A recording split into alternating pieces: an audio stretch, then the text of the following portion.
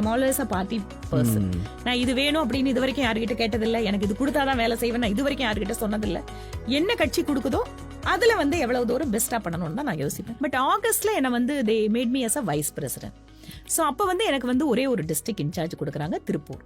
Okay. Then that time a lot of people they were saying that என்னது அவங்க position மாத்திட்டாங்க, இனி அவங்க என்ன பண்ண போறாங்க. ஓகே ஃபைன், நாம இதை எப்படி வந்து பாசிட்டிவா மாத்திக்கிறது அப்படின்னு யோசிப்பேன். Then I was thinking that okay I must be thankful to the state president and other senior leaders.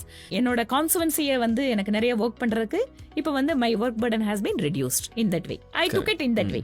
So நம்ம தொகுதிக்குள்ள நீ அதிகமா வேலை செய்யலாம் அப்படின்னு சொல்லிட்டு ஐ ஸ்டார்டட். ஸோ அப்படி பண்ணும்போது என்ன ஆகுதுன்னா, நான் வந்து துளசி யாத்திரைன்னு ஒன்று பண்றேன். நிறைய கொரோனால மக்கள் பாதிக்கப்பட்டிருக்காங்க, பர்டிகுலர்லி பார்ட்டி கேடர்ஸ் ஃபேமிலிக்கு நம்ம விசிட் பண்ணணும். பார்ட்டியில் இருக்கக்கூடிய காரியகர்த்தர்கள் வீடுகளுக்கு துளசி செடியை கொண்டு போய் கொடுத்து அவங்கள எப்படி இருக்கீங்கன்னு கேட்டுட்டு அவங்களோட வெல்பீயிங்க்கு நாங்க வந்து கேர் எடுத்துக்கணுங்கிற விஷயத்த சொல்றதா there is an outreach program.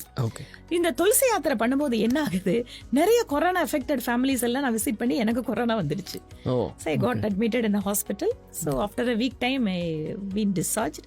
அப்போ டெல்லியிலேருந்து கால் வருது, உங்களை மகிழா மோர்ச்சால போட போறோம். சார் மகிழா மோர்ச்சால நீங்க பொறுப்பெடுத்துக்கணும்னா சரிங்க ஓகே அப்படின்னு சொல்லிட்டு நான் சரின்னு சொல்லிடுறேன்.